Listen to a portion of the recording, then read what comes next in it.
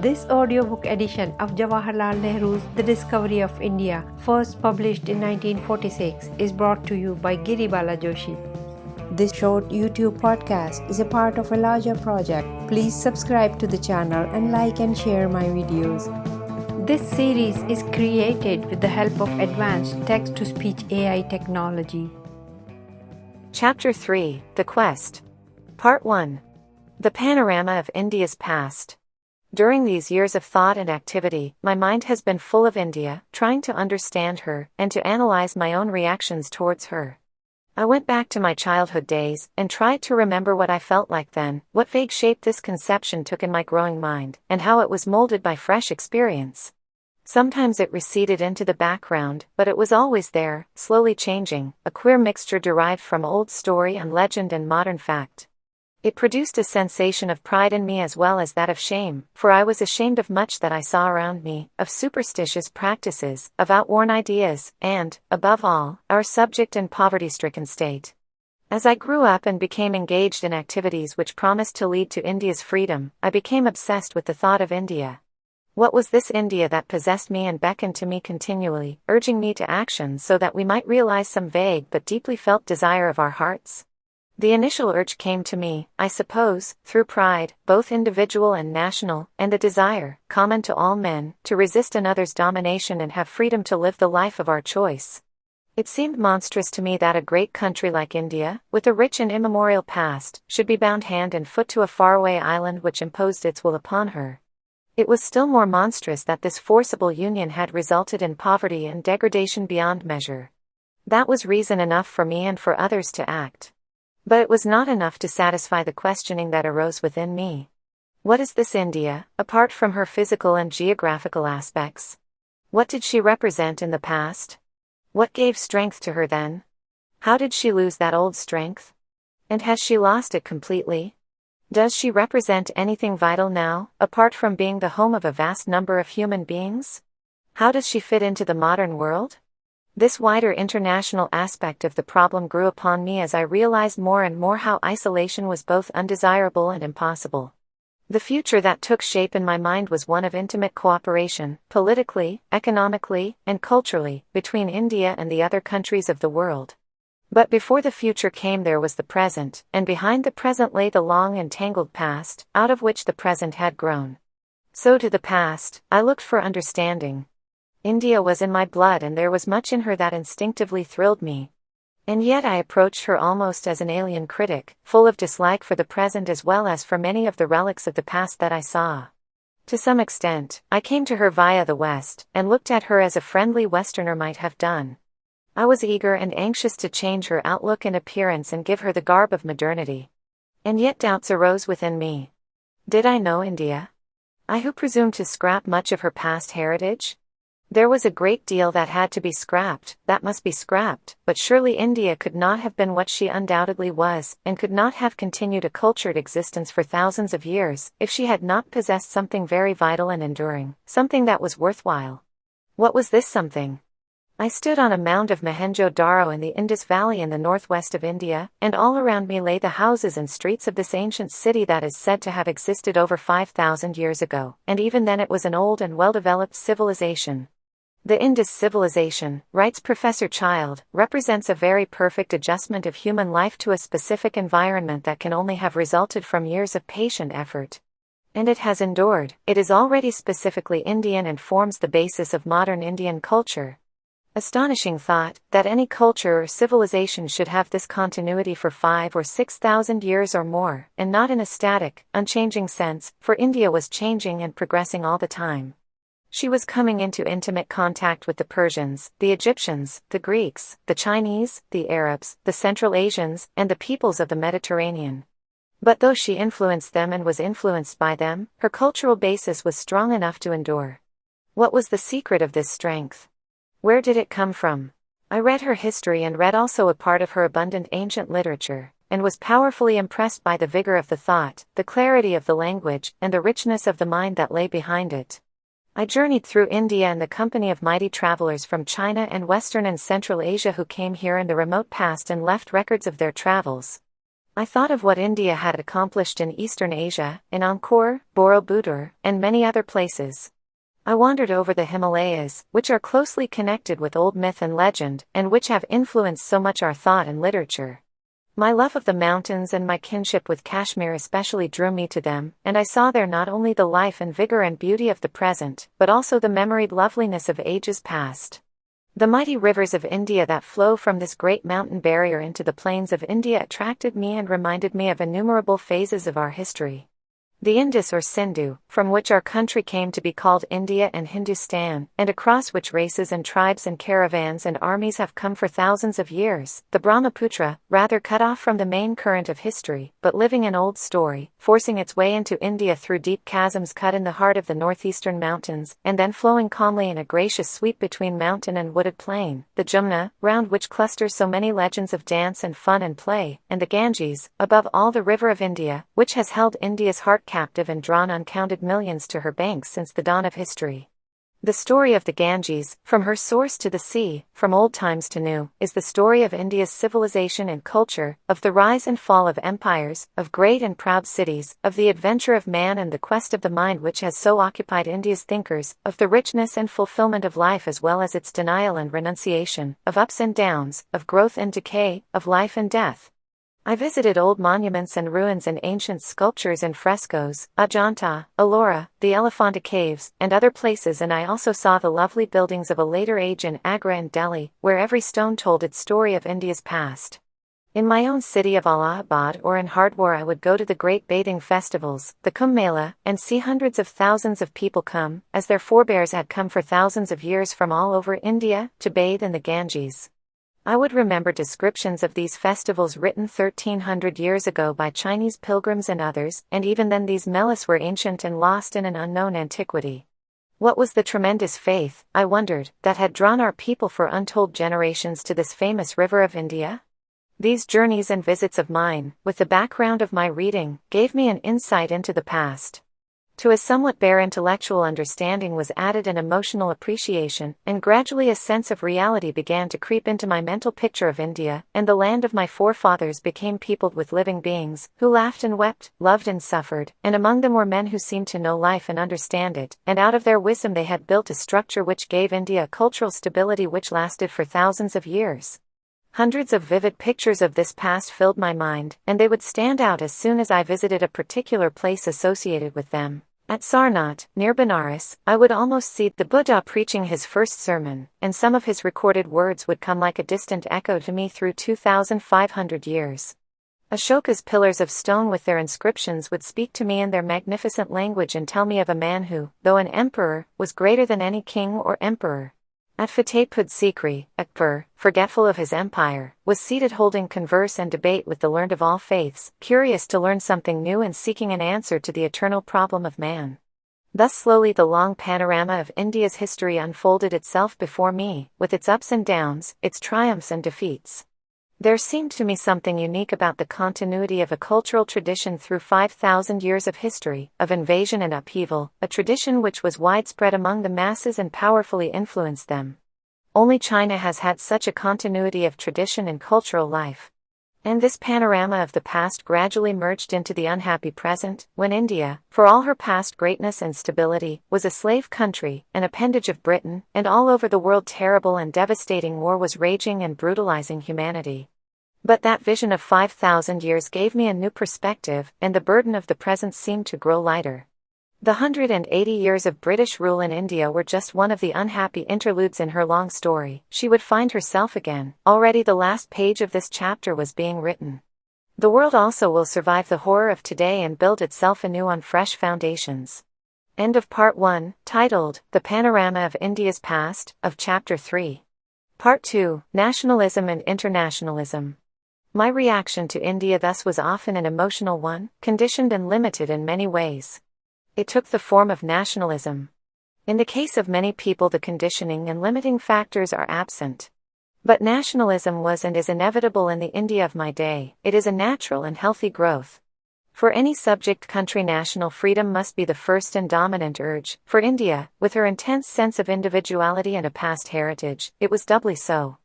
Recent events all over the world have demonstrated that the notion that nationalism is fading away before the impact of internationalism and proletarian movements has little truth. It is still one of the most powerful urges that move a people, and round it cluster sentiments and traditions and a sense of common living and common purpose. While the intellectual strata of the middle classes were gradually moving away from nationalism, or so they thought, labor and proletarian movements, deliberately based on internationalism, were drifting towards nationalism. The coming of war swept everybody everywhere into the net of nationalism. This remarkable resurgence of nationalism, or rather a rediscovery of it and a new realization of its vital significance, has raised new problems and altered the form and shape of old problems. Old established traditions cannot be easily scrapped or dispensed with. In moments of crisis they rise and dominate the minds of men, and often, as we have seen, a deliberate attempt is made to use those traditions to rouse a people to a high pitch of effort and sacrifice. Traditions have to be accepted to a large extent and adapted and transformed to meet new conditions and ways of thought, and at the same time new traditions have to be built up. The nationalist ideal is deep and strong. It is not a thing of the past with no future significance. But other ideals, more based on the ineluctable facts of today, have arisen, the international ideal and the proletarian ideal, and there must be some kind of fusion between these various ideals if we are to have a world equilibrium and a lessening of conflict. The abiding appeal of nationalism to the spirit of man has to be recognized and provided for, but its sway limited to a narrower sphere. If nationalism is still so universal in its influence, even in countries powerfully affected by new ideas and international forces, how much more must it dominate the mind of India? Sometimes we are told that our nationalism is a sign of our backwardness, and even our demand for independence indicates our narrow-mindedness. Those who tell us so seem to imagine that true internationalism would triumph if we agreed to remain as junior partners in the British Empire or Commonwealth of Nations. They do not appear to realize that this particular type of so-called internationalism is only an extension of a narrow British nationalism, which could not have appealed to us even if the logical consequences of Anglo-Indian history had not utterly rooted out its possibility from our minds. Nevertheless, India, for all her intense nationalistic fervor, has gone further than many nations in her acceptance of real internationalism and the coordination, and even to some extent the subordination, of the independent nation-state to a world organization. End of Part 2, titled, Nationalism and Internationalism, of Chapter 3. Part 3, India's Strength and Weakness. The search for the sources of India's strength and for her deterioration and decay is long and intricate. Yet the recent causes of that decay are obvious enough. She fell behind in the march of technique, and Europe, which had long been backward in many matters, took the lead in technical progress. Behind this technical progress was the spirit of science and a bubbling life and spirit which displayed itself in many activities and in adventurous voyages of discovery. New techniques gave military strength to the countries of Western Europe, and it was easy for them to spread out and dominate the East. That is the story not only of India, but of almost the whole of Asia. Why this should have happened so is more difficult to unravel, for India was not lacking in mental alertness and technical skill in earlier times. One senses a progressive deterioration during centuries. The urge to life and endeavor becomes less, the creative spirit fades away and gives place to the imitative. Where triumphant and rebellious thought had tried to pierce the mysteries of nature and the universe, the wordy commentator comes with his glosses and long explanations. Magnificent art and sculpture give way to meticulous carving of intricate detail without nobility of conception or design. The vigor and richness of language, powerful yet simple, are followed by highly ornate and complex literary forms. The urge to adventure and the overflowing life which led to vast schemes of distant colonization and the transplantation of Indian culture in far lands, all these fade away in a narrow orthodoxy taboos even the crossing of the high seas. A rational spirit of inquiry, so evident in earlier times, which might well have led to the further growth of science, is replaced by irrationalism and a blind idolatry of the past. Indian life becomes a sluggish stream, living in the past, moving slowly through the accumulations of dead centuries. The heavy burden of the past crushes it and a kind of coma seizes it. It is not surprising that in this condition of mental stupor and physical weariness India should have deteriorated and remained rigid and immobile, while other parts of the world marched ahead. Yet this is not a complete or wholly correct survey. If there had only been a long and unrelieved period of rigidity and stagnation, this might well have resulted in a complete break with the past, the death of an era, and the erection of something new on its ruins. There has not been such a break, and there is a definite continuity. Also, from time to time, vivid periods of renaissance have occurred, and some of them have been long and brilliant. Always there is visible an attempt to understand and adapt the new and harmonize it with the old, or at any rate with parts of the old which were considered worth preserving. Often that old retains an external form only, as a kind of symbol, and changes its inner content. But something vital and living continues, some urge driving the people in a direction not wholly realized, and always a desire for synthesis between the old and the new. It was this urge and desire that kept them going and enabled them to absorb new ideas while retaining much of the old. Whether there was such a thing as an Indian dream through the ages, vivid and full of life, or sometimes reduced to the murmurings of troubled sleep, I do not know. Every people and every nation has some such belief or myth of national destiny, and perhaps it is partly true in each case. Being an Indian, I am myself influenced by this reality or myth about India, and I feel that anything that had the power to mold hundreds of generations, without a break, must have drawn its enduring vitality from some deep well of strength, and have had the capacity to renew that vitality from age to age. Was there some such well of strength? And if so, did it dry up, or did it have hidden springs to replenish it? What of today? Are there any springs still functioning from which we can refresh and strengthen ourselves? We are an old race, or rather an odd mixture of many races, and our racial memories go back to the dawn of history.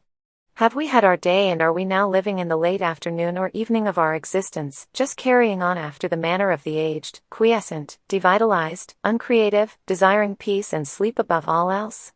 No people, no races remain unchanged. Continually they are mixing with others and slowly changing. They may appear to die almost and then rise again as a new people, or just a variation of the old. There may be a definite break between the old people and the new, or vital links of thought and ideals may join them. History has numerous instances of old and well-established civilizations fading away or being ended suddenly, and vigorous new cultures taking their place. Is it some vital energy, sonic inner source of strength that gives life to a civilization or a people, without which all effort is ineffective, like the vain attempt of an aged person to play the part of a youth? Among the peoples of the world today, I have sensed this vital energy chiefly in three: Americans, Russians, and the Chinese, a queer combination. Americans, in spite of having their roots in the old world, are a new people, uninhibited and without the burdens and complexes of old races, and it is easy to understand their abounding vitality. So also are the Canadians, Australians, and New Zealanders, all of them largely cut off from the old world and facing life in all its newness. Russians are not a new people, and yet there has been a complete break from the old, like that of death, and they have been reincarnated anew, in a manner for which there is no example in history. They have become youthful again with an energy and vitality that are amazing. They are searching for some of their old roots again, but for all practical purposes they are a new people, a new race and a new civilization. The Russian example shows how a people can revitalize itself, become youthful again, if it is prepared to pay the price for it, and tap the springs of suppressed strength and energy among the masses. Perhaps this war, with all its horror and frightfulness, might result in the rejuvenation of other peoples also, such as survived from the Holocaust. The Chinese stand apart from all these. They are not a new race, nor have they gone through that shock of change, from top to bottom, which came to Russia. Undoubtedly, 7 years of cruel war has changed them, as it must. How far this change is due to the war or to more abiding causes, or whether it is a mixture of the two, I do not know, but the vitality of the Chinese people astonishes me. I cannot imagine a people endowed with such bedrock strength going under. Something of that vitality which I saw in China I have sensed at times in the Indian people also. Not always, and anyway it is difficult for me to take an objective view. Perhaps my wishes distort my thinking. But always I was in search for this in my wanderings among the Indian people. If they had this vitality, then it was well with them and they would make good. If they lacked it completely, then our political efforts and shouting were all make-believe and would not carry us far. I was not interested in making some political arrangement which would enable our people to carry on more or less as before, only a little better. I felt they had vast stores of suppressed energy and ability, and I wanted to release these and make them feel young and vital again. India, constituted as she is, cannot play a secondary part in the world. She will either count for a great deal or not count at all. No middle position attracted me. Nor did I think any intermediate position feasible. Behind the past quarter of a century's struggle for India's independence and all our conflicts with British authority, lay in my mind, and that of many others, the desire to revitalize India. We felt that through action and self-imposed suffering and sacrifice, through voluntarily facing risk and danger, through refusal to submit to what we considered evil and wrong, would we recharge the battery of India's spirit and waken her from her long slumber. Though we came into conflict continually with the British government in India, our eyes were always turned towards our own people. Political advantage had value only in so far as it helped in that fundamental purpose of ours. Because of this governing motive, frequently we acted as no politician, moving in the narrow sphere of politics only, would have done, and foreign and Indian critics expressed surprise at the folly and intransigence of our ways. Whether we were foolish or not, the historians of the future will judge. We aimed high and looked far. Probably we were often foolish, from the point of view of opportunist politics, but at no time did we forget that our main purpose was to raise the whole level of the Indian people, psychologically and spiritually and also, of course, politically and economically. It was the building up of that real inner strength of the people that we were after, knowing that the rest would inevitably follow. We had to wipe out some generations of shameful subservience and timid submission to an arrogant alien authority. End of Part 3, titled India's Strength and Weakness, of Chapter 3. Part 4, The Search for India. Though books and old monuments and past cultural achievements helped to produce some understanding of India, they did not satisfy me or give me the answer I was looking for. Nor could they, for they dealt with a past age, and I wanted to know if there was any real connection between that past and the present. The present for me, and for many others like me, was an odd mixture of medievalism, appalling poverty and misery and a somewhat superficial modernism of the middle classes. I was not an admirer of my own class or kind, and yet inevitably I looked to it for leadership in the struggle for India's salvation. That middle class felt caged and circumscribed and wanted to grow and develop itself. Unable to do so within the framework of British rule, a spirit of revolt grew against this rule, and yet this spirit was not directed against the structure that crushed us. It sought to retain it and control it by displacing the British. These middle classes were too much the product of that structure to challenge it and seek to uproot it. New forces arose that drove us to the masses and the villages, and for the first time, a new and different India rose up before the young intellectuals who had almost forgotten its existence or attached little importance to it. It was a disturbing sight, not only because of its stark misery and the magnitude of its problems, but because it began to upset some of our values and conclusions. So began for us the discovery of India as it was, and it produced both understanding and conflict within us. Our reactions varied and depended on our previous environment and experience. Some were already sufficiently acquainted with these village masses not to experience any new sensation, they took them for granted. But for me it was a real voyage of discovery, and, while I was always painfully conscious of the failings and weaknesses of my people, I found in India's countryfolk something, difficult to define, which attracted me. That's something I had missed in our middle classes. I do not idealize the conception of the masses and, as far as possible, I try to avoid thinking of them as a theoretical abstraction. The people of India are very real to me in their great variety and, in spite of their vast numbers, I try to think of them as individuals rather than as vague groups. Perhaps it was because I did not expect much from them that I was not disappointed. I found more than I had expected. It struck me that perhaps the reason for this, and for a certain stability and potential strength that they possessed, was the old Indian cultural tradition which was still retained by them in a small measure. Much had gone in the battering they had received during the past 200 years. Yet something remained that was worthwhile, and with it so much that was worthless and evil. During the 20s, my work was largely confined to my own province, and I traveled extensively and intensively through the towns and villages of the 48 districts of the United Provinces of Agra and Avid, that heart of Hindustan as it has so long been considered, the seat and center of both ancient and medieval civilization, the melting pot of so many races and cultures, the area where the Great Revolt of 1857 blazed up and was later ruthlessly crushed. I grew to know the sturdy Jat of the northern and western districts, that typical son of the soil, brave and independent-looking, relatively more prosperous, the Rajput peasant and petty landholder, still proud of his race and ancestry, even though he might have changed his faith and adopted Islam, the deft and skillful artisans and cottage workers, both Hindu and Muslim, the poorer peasantry and tenants in their vast numbers, especially in Avid and the eastern districts, crushed and ground down by generations of oppression and poverty, hardly daring to hope that a change would come to better their lot, and yet hoping and full of faith. During the 30s, in the intervals of my life out of prison, and especially during the election campaign of 1936-37, I traveled more extensively throughout India, in towns and cities and villages alike. Except for rural Bengal, which unhappily I have only rarely visited, I toured in every province and went deep into villages. I spoke of political and economic issues, and judging from my speech I was full of politics and elections. But all this while, in a corner of my mind, lay something deeper and more vivid, and elections or the other excitements of the passing day meant little to it. Another and a major excitement had seized me, and I was again on a great voyage of discovery, and the land of India and the people of India lay spread out before me.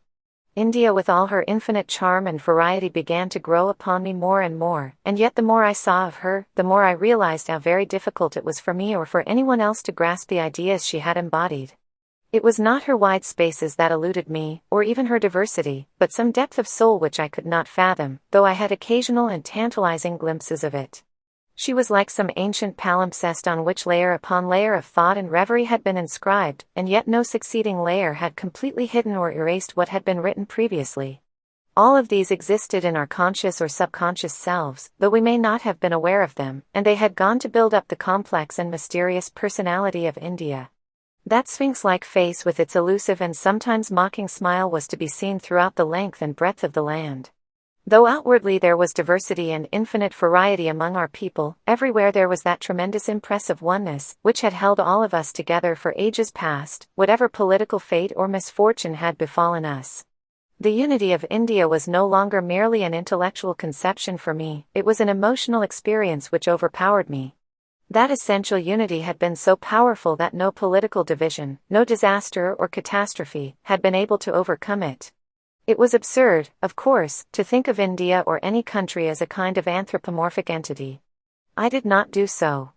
I was also fully aware of the diversities and divisions of Indian life, of classes, castes, religions, races, different degrees of cultural development.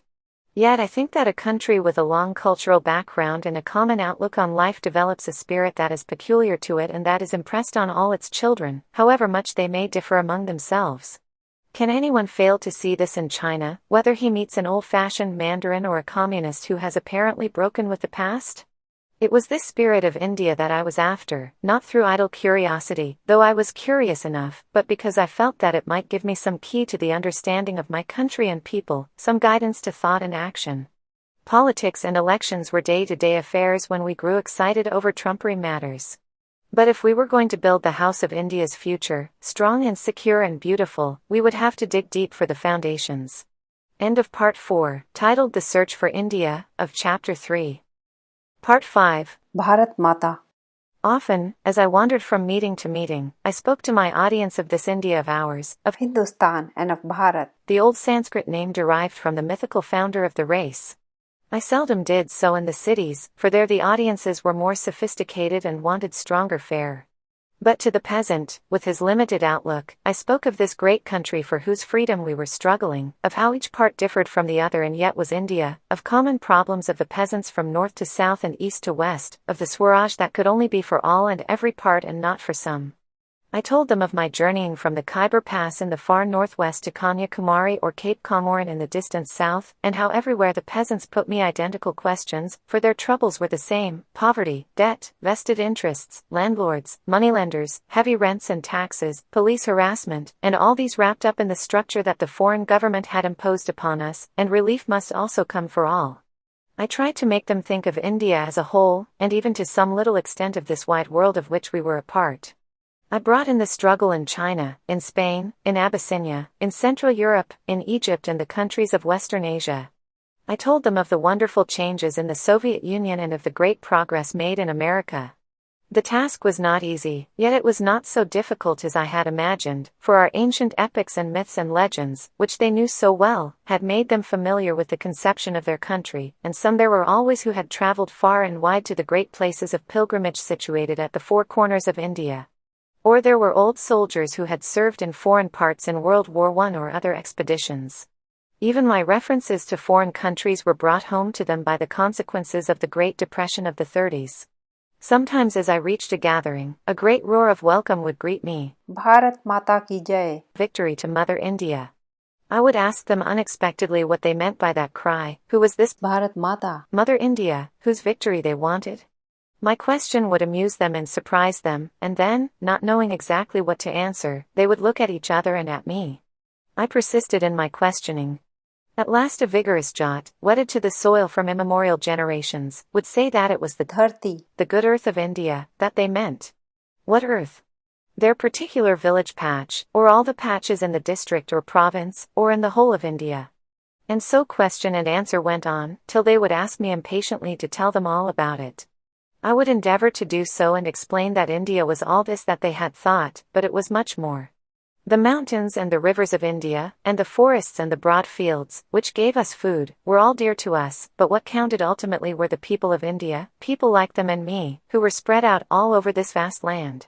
Bharat Mata, Mother India, was essentially these millions of people, and victory to her meant victory to these people. You are parts of this Bharat Mata, I told them. You are in a manner yourselves Bharat Mata. And as this idea slowly soaked into their brains, their eyes would light up as if they had made a great discovery. End of Part 5, titled Bharat Mata, of Chapter 3. Part 6, The Variety and Unity of India. The diversity of India is tremendous, it is obvious, it lies on the surface and anybody can see it. It concerns itself with physical appearances as well as with certain mental habits and traits. There is little in common, to outward seeming, between the Pathan of the northwest and the Tamil in the far south. Their racial stocks are not the same, though there may be common strands running through them. They differ in face and figure, food and clothing, and, of course, language.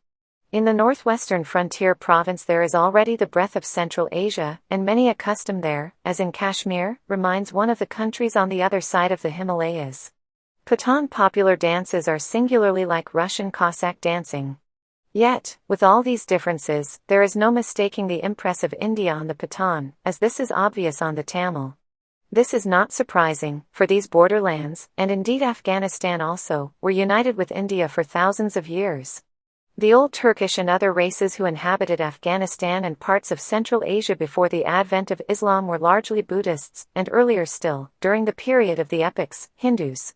The frontier area was one of the principal centers of old Indian culture, and it abounds still with ruins of monuments and monasteries and, especially, of the great University of Tikshala, which was at the height of its fame 2,000 years ago, attracting students from all over India as well as different parts of Asia.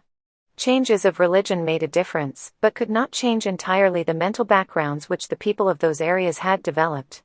The Pathan and the Tamil are two extreme examples, the others lie somewhere in between. All of them have their distinctive features, all of them have still more the distinguishing mark of India.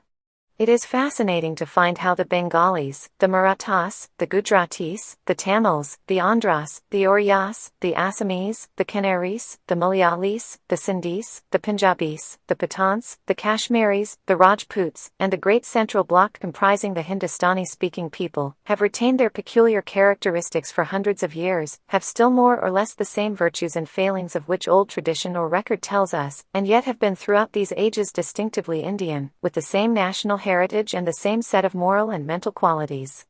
There was something living and dynamic about this heritage which showed itself in ways of living and a philosophical attitude to life and its problems. Ancient India, like ancient China, was a world in itself, a culture and a civilization which gave shape to all things. Foreign influences poured in and often influenced that culture and were absorbed. Disruptive tendencies gave rise immediately to an attempt to find a synthesis. Some kind of a dream of unity has occupied the mind of India since the dawn of civilization. That unity was not conceived as something imposed from outside, a standardization of externals or even of beliefs. It was something deeper and, within its fold, the widest tolerance of belief and custom was practiced and every variety acknowledged and even encouraged. Differences, big or small, can always be noticed even within a national group, however closely bound together it may be. The essential unity of that group becomes apparent when it is compared to another national group, though often the differences between two adjoining groups fade out or intermingle near the frontiers, and modern developments are tending to produce a certain uniformity everywhere. In ancient and medieval times, the idea of the modern nation was non-existent, and feudal, religious, racial, or cultural bonds had more importance. Yet I think that at almost any time in recorded history an Indian would have felt more or less at home in any part of India, and would have felt as a stranger and alien in any other country. He would certainly have felt less of a stranger in countries which had partly adopted his culture or religion. Those who professed a religion of non-Indian origin or, coming to India, settled down there, became distinctively Indian in the course of a few generations, such as Christians, Jews, Parsis, Muslims. Indian converts to some of these religions never ceased to be Indians on account of a change of their faith. They were looked upon in other countries as Indians and foreigners, even though there might have been a community of faith between them.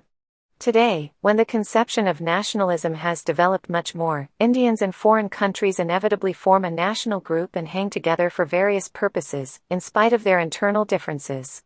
An Indian Christian is looked upon as an Indian wherever he may go. An Indian Muslim is considered an Indian in Turkey or Arabia or Iran, or any other country where Islam is the dominant religion. All of us, I suppose, have varying pictures of our native land, and no two persons will think exactly alike. When I think of India, I think of many things, of broad fields dotted with innumerable small villages, of towns and cities I have visited, of the magic of the rainy season which pours life into the dry parched-up land and converts it suddenly into a glistening expanse of beauty and greenery, of great rivers and flowing water, of the Khyber Pass in all its bleak surroundings, of the southern tip of India, of people, individually and in the mass, and, above all, of the Himalayas, snow-capped, or some mountain valley in Kashmir in the spring, covered with new flowers, and with a brook bubbling and gurgling through it. We make and preserve the pictures of our choice, and so I have chosen this mountain background rather than the more normal picture of a hot, subtropical country. Both pictures would be correct, for India stretches from the tropics right up to the temperate regions, from near the equator to the cold heart of Asia. End of Part 6, titled, The Variety and Unity of India, of Chapter 3. Part 7, Traveling Through India. Towards the end of 1936 and in the early months of 1937 my touring progressively gathered speed and became frantic. I passed through this vast country like some hurricane, traveling night and day, always on the move, hardly staying anywhere, hardly resting. There were urgent demands for me from all parts and time was limited, for the general elections were approaching and I was supposed to be an election winner for others. I traveled mostly by automobile, partly by aeroplane and railway. Occasionally I had to use, for short distances, an elephant, a camel, or a horse, or travel by steamer, paddleboat, or canoe, or use a bicycle, or go on foot. These odd and varied methods of transport sometimes became necessary in the interior, far from the beaten track. I carried a double set of microphones and loudspeakers with me, for it was not possible to deal with the vast gatherings in any other way, nor indeed could I otherwise retain my voice. Those microphones went with me to all manner of strange places, from the frontiers of Tibet to the border of Baluchistan, where no such thing had ever been seen or heard of previously. From early morning till late at night I traveled from place to place where great gatherings awaited me, and in between these there were numerous stops where patient villagers stood to greet me. These were impromptu affairs, which upset my heavy program and delayed all subsequent engagements, and yet how was it possible for me to rush by, unheeding and careless of these humble folk? Delay was added to delay and, at the big open-air gatherings, it took many minutes for me to pass through the crowds to the platform, and later to come away. Every minute counted, and the minutes piled up on top of each other and became hours, so that by the time evening came I was several hours late. But the crowd was waiting patiently, though it was winter and they sat and shivered in the open, insufficiently clad as they were. My day's program would thus prolong itself to 18 hours and we would reach our journey's end for the day at midnight or after. Once in the Karnataka, in mid-February, we passed all bounds and broke our own records. The day's program was a terribly heavy one and we had to pass through a very beautiful mountain forest with winding and none too good roads, which could only be tackled slowly. There were half a dozen monster meetings and many smaller ones. We began the day by a function at 8 in the morning. Our last engagement was at 4 a.m. It should have been 7 hours earlier, and then we had to cover another 70 miles before we reached our resting place for the night. We arrived at 7 a.m., having covered 415 miles that day and night, apart from numerous meetings. It had been a 23-hour day, and an hour later I had to begin my next day's program. Someone took the trouble to estimate that during these months some 10 million persons actually attended the meetings I addressed, while some additional millions were brought into some kind of touch with me during my journeys by road. The biggest gatherings would consist of about 100,000 persons, while audiences of 20,000 were fairly common. Occasionally, in passing through a small town, I would be surprised to notice that it was almost deserted and the shops were closed.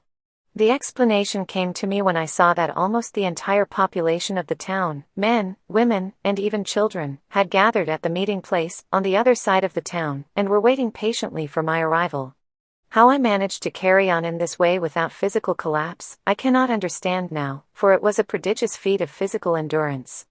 Gradually, I suppose, my system adapted itself to this vagrant life. I would sleep heavily in the automobile for half an hour between two meetings and find it hard to wake up.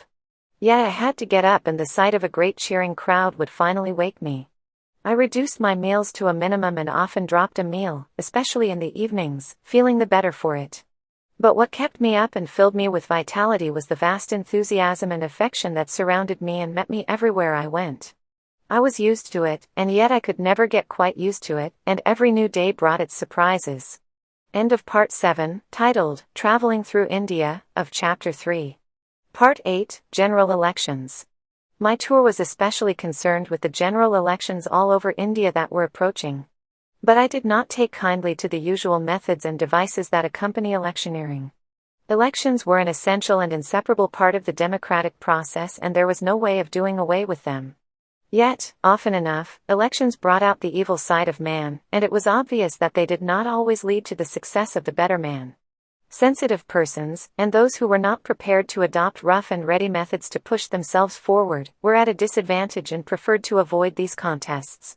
Was democracy then to be a close preserve of those possessing thick skins and loud voices and accommodating consciences?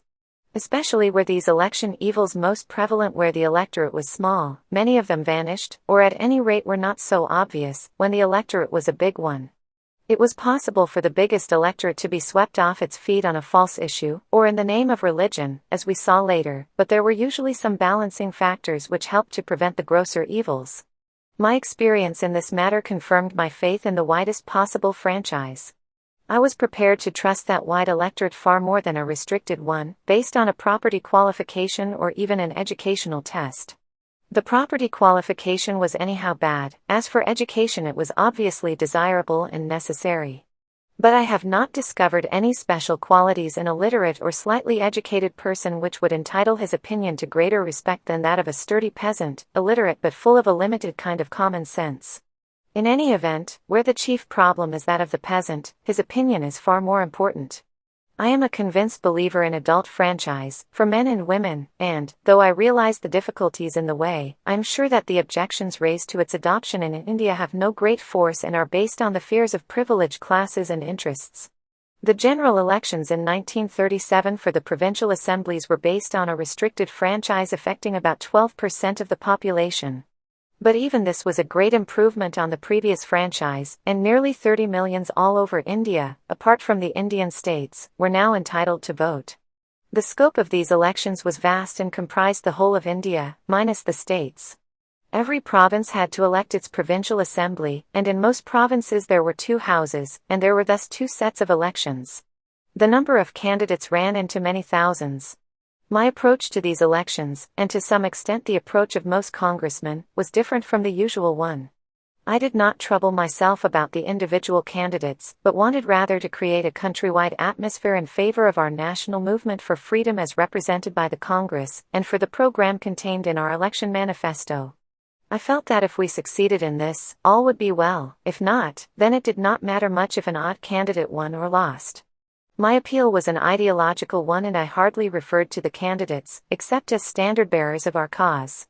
I knew many of them, but there were many I did not know at all, and I saw no reason why I should burden my mind with hundreds of names. I asked for votes for the Congress, for the independence of India, and for the struggle for independence. I made no promises, except to promise unceasing struggle till freedom was attained. I told people to vote for us only if they understood and accepted our objective and our program, and were prepared to live up to them, not otherwise. I charged them not to vote for the Congress if they disagreed with this objective or program. We wanted no false votes, no votes for particular persons because they liked them.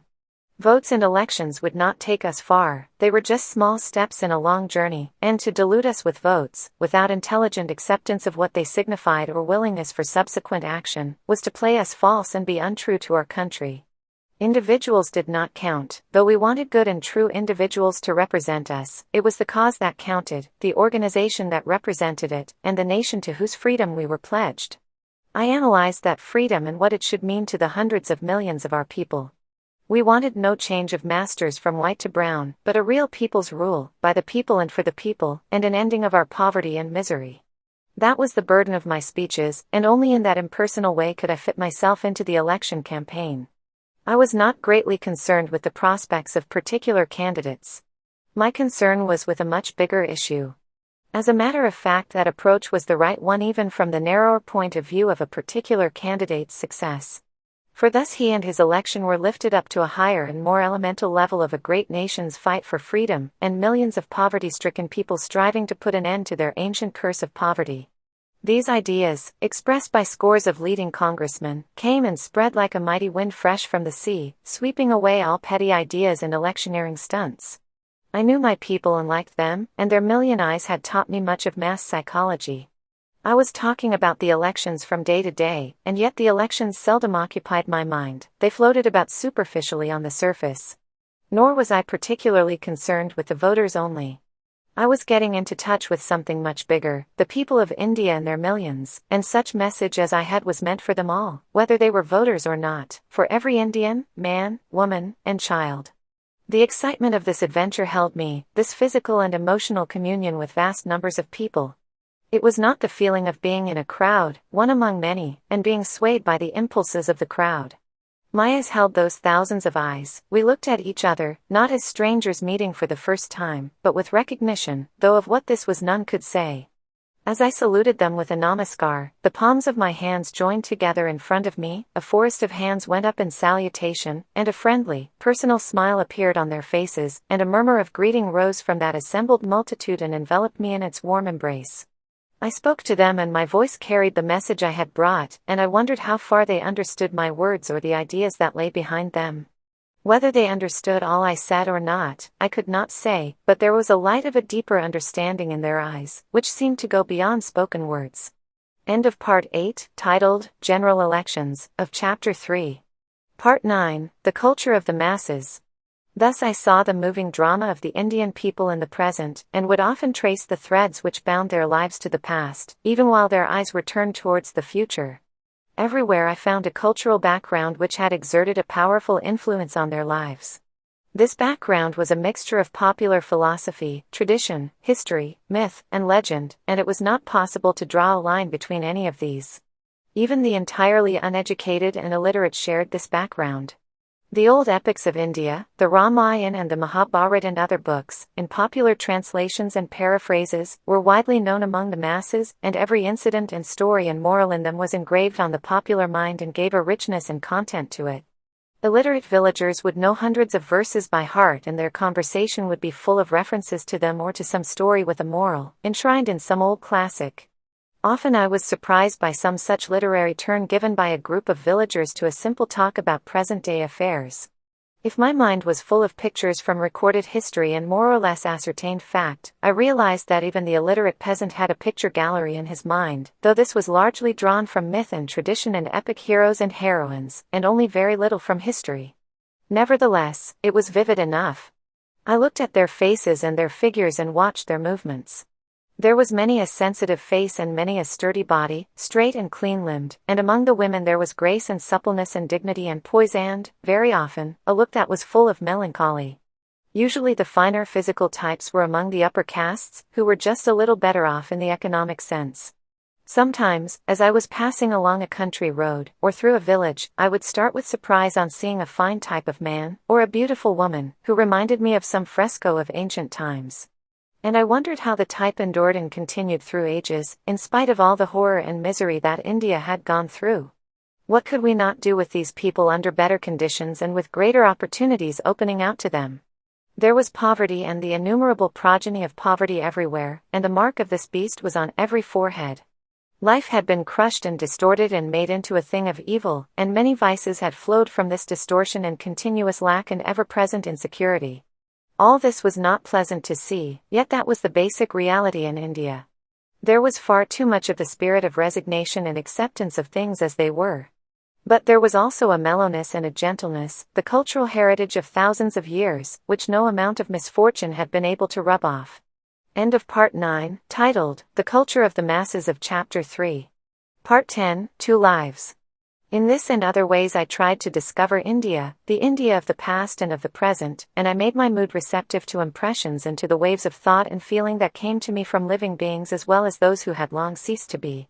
I tried to identify myself for a while with this unending procession, at the tail end of which I, too, was struggling along. And then I would separate myself and as from a hilltop, apart, look down at the valley below. To what purpose was all this long journeying? To what end these unending processions? A feeling of tiredness and disillusion would sometimes invade my being, and then I would seek escape from it in cultivating a certain detachment. Slowly my mind had prepared itself for this, and I had ceased to attach much value to myself or to what happened to me. Or so I thought, and to some extent I succeeded, though not much, I fear, as there is too much of a volcano within me for real detachment. Unexpectedly all my defenses are hurled away and all my detachment goes. But even the partial success I achieved was very helpful and, in the midst of activity, I could separate myself from it and look at it as a thing apart. Sometimes, I would steal an hour or two, and forgetting my usual preoccupations, retire into that cloistered chamber of my mind and live, for a while, another life. And so, in a way, these two lives marched together, inseparably tied up with one another, and yet apart. End of Part 10, titled, Two Lives, of Chapter 3. This concludes the third chapter, titled, The Quest.